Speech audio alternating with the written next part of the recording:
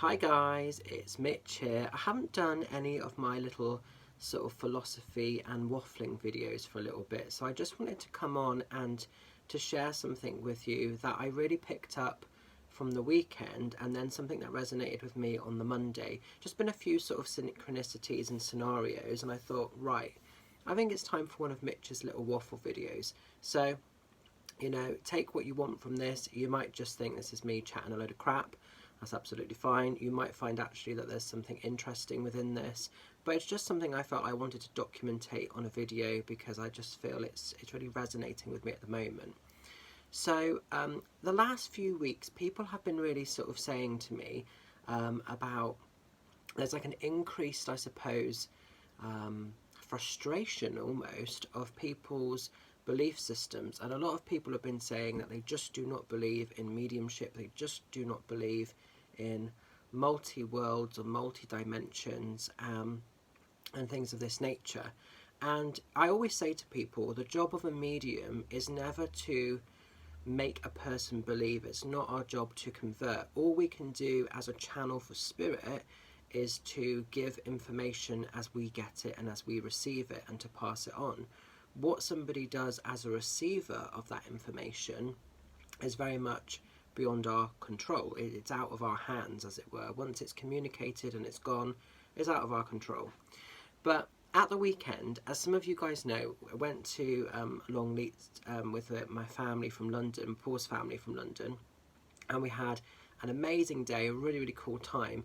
But it just really, really made me laugh because our original plan was to go on in our cars into the safari park, but it was pissing down with rain. It was a miserable day. It was the rainiest day of the whole year, I'm pretty sure, and we were just all of the same opinion that sod this, let's go on the safari coach, and at least we'll all be together, we can all experience it in the rain together. So that's ultimately what we did. And it was really interesting actually, because even though the windows were steaming, you know, you couldn't see overly that much stuff, even though the tour guide, bless him, tried his best. But it was actually, as great as it was seeing the animals that we did get to see, it was actually worth going on that tour bus just to listen to, his name was Dave, the tour guide, and some of you might have been on his little tour bus if you've been to Longleat, and he is fabulous actually. His knowledge, his information, and his passion for his work, that was really coming through.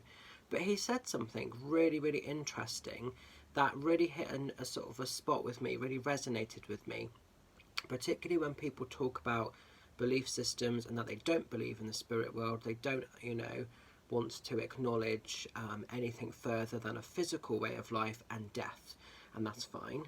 And what he said, as we parked up into a section, and it was basically the monkey section. But before we actually got into that kind of gate to see that, you could sort of see it in the distance, being that we were on the coach, and because we were a little bit late getting there, all the bottom level fills up first, and then, you know, the overflow has to go upstairs. So we ended up being upstairs, but it was cool because you could see other stuff because you were higher up. But what he said that I thought was really, really interesting was, you know, look at all those people that are driving through the monkey park at the moment, because there were monkeys that were ripping bits off, you know, cars and different things, and that's one of the reasons we didn't want to take our cars through there. But what was really interesting is he worded it in a way, and he said everyone's having a different experience within that park. And I thought, isn't that like the equivalent of multiple realms within the one cohabiting? So when people say that, like, you know, there is no other realm, there is no other world, we're already living that, you know. So even though we were on the safari bus and we had an amazingly detailed and informative tour, we got to know the names of all the animals and their stories, their backgrounds, where they'd come from, what the Longleat kind of team had been doing for each individual animal, as, you know, Dave sort of saw it fit to tell us.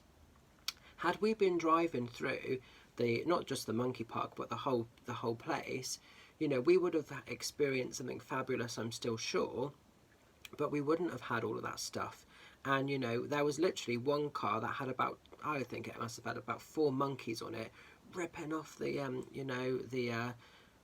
the wipers on the front of the car, trying to get the sort of sensors off the back, and he was just laughing his head off, and he was telling us about the reasons that they tried to get these things. And one of the things they really tried to get is the actual the washer parts of a car. They're trying to remove the wipers out of the way to get to the washer, because there's a small amount of alcohol contained in, obviously, the washing fluid that you put in your car.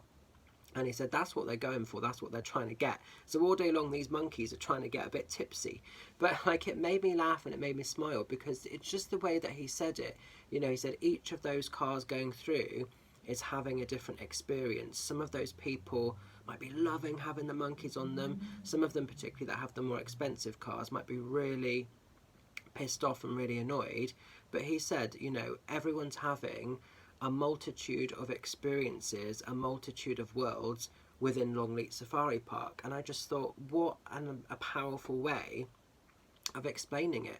And that's really, like, you know, the journey of life, isn't it? We can all be present at something, we can all go through something, but we all receive it in a different way. So we are actually living multiple dimensions and multiple worlds within the cohabiting world. And it just was really powerful the way he said it. You probably had to have been there.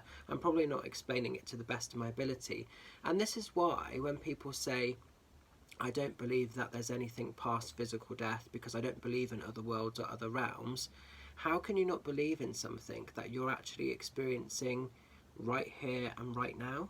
And it's like, just with this video, you know, whoever's watching this video, you're taking in the information of my little waffle, but everyone's watching it and receiving it in a different way. Some of you might be watching this bored at work. Some of you might be watching this at home, chilling on a sofa. Some of you might be in your bedroom watching this. So we're all having a different experience within the you know, the essence of what the video is about. So when people say that they don't believe in things like this, it's really hard for me, because it's like, I just think, well, it's happening all the time, all around us. And, you know, if something as powerful as that is going on and happening, why is it so hard to believe that there are other realms and other dimensions? I find it really confusing to think there wouldn't be when we're in it already. You know, it just, the mind baffles. But I thought it was really interesting, so I wanted to share it with you.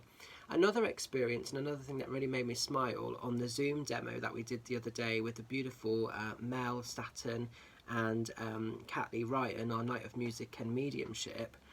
I had such, what I felt was a really powerful message, or a really powerful spirit came through. And it was to this lovely gentleman in the audience and on Zoom. And he was a little bit of a skeptic. He admitted that. He said, you know, he's not really too into all of this. And his friend came through and it was just bombarding me with evidence, and it was like boom, boom, boom, boom, boom, and it felt really fast paced. And the way that his friend had made me feel, I felt like he'd been gone for quite a number of years. And then he turned around and said on the Zoom call, literally, it's his funeral tomorrow. And I think we were all a little bit like, oh my God, you know, I certainly was feeling like, you know, my face might not have dropped physically, but inside I was like, and that was like, that is what I love about the spirit world, the power of what spirit can do. And he was coming out with music that he liked, the condition of his passing, personal accounts and things that are going on in this person's house that nobody would know. It's not something, you know, I know people always say, oh, you can research it on Facebook. These are personal details that couldn't be researched on Facebook, you know. And I find that so bloody insulting, because, you know, certainly myself and those that I work with, we're professional in what we do. I know that there are charlatans out there that do things like that, but, you know, we have no rhyme or reason. And what made me laugh even more was his partner had actually purchased the tickets, and I'm not even sure if he was originally going to be going or not. And I think that was picked up on, actually, that his friend said, you nearly didn't come this evening. But you could just see the weight of the world leaving his shoulders, and for a very brief moment his friend was back with him. And I always say, very matter of fact, that mediumship can never replace a physical connection. It can never replace physical contact. But for a moment, he got his friend back, and he was able to have such pure validation that his friend is safe in the next realm until the time comes when they reunite. So when people say, oh, it's bullshit, it's this, it's that, it's so frustrating because, like in this life, there are multiple dimensions and worlds within our own existing world that we're automatically living, that we take for granted, that we don't even always think about. Why is it so hard to believe that there is something else out there? You know, and Spirit have shown me so much that I can't not believe, to be honest. But that Zoom night was powerful in so many ways, and not just with my readings, but with Mel's readings, and even with the music that Kat was bringing forward. There was so much magic to be had, but it just did make me think, if you're somebody that has that concept or that mindset of like, you know, no, there isn't any other realm or this, that and the other, look a bit deeper, look around, because you're already in it. It's already existing. It already happens. You know, it's just about opening up your consciousness, expanding your mind a little bit more. But the way Dave said it, so matter of fact on the bus, and I don't know him as a person, I don't know if he's a spiritual person or not, but the way he worded it, I was just like, wow, that's really powerful, because he said it in such a factual statement, you couldn't not dispute that. And I thought, damn right, you know, we're all having a different experience. We're having, you know, this great sort of tour and learning about all the background stories and everything else. And because Dave obviously was in control of the bus, he was keeping us completely safe and everything else. And, you know, and it's like further around there was an emu sort of thing, big bird, just standing in front of a car. So this car couldn't go anywhere. And Dave was laughing his head off. So obviously in that car, they were probably really frustrated, really sort of being like, oh my God, how are we going to get around this bird without knocking it over? And, you know, us in the bus were just looking on because we were further around, laughing our heads off, all taking pictures of it, you know. And we're all in the same safari park together. We're all in the same place, but the experience is so different. So it's just something to think about, because it just really made me smile, and I just wanted to share it with you. So that's today's little waffle. I hope it makes sense for some of you, but I just felt I really needed to sort of put a video out about it. And a lot of the time, people that come to me for readings or to other people for readings, it's not about necessarily being convinced of anything. And I say this so often to people because it's always the skeptics and the non-believers that, you know, are the ones to shout the loudest, you're conning this person, you're doing this, you're doing that. But very often the reason they're coming to us in the first place is because actually they've already had something happen to them that can't be explained. They may have been a complete non-believer and they may have experienced something firsthand which has really woken them up and made them think, why is this happening? Why has this come about? I've not seen anybody. I'm not asking anybody to bring anything in. And it's because Spirit want to make them aware that actually there's something a little bit more to experience from this world, to discover, to be part of. And so it always makes me laugh when people say about that with readings, because very often the people that come to me for readings have already been touched by the magic of Spirit. So it's just something to think about. But I'm going to leave it there. Stay safe, stay well, and I'll catch you soon. Bye for now.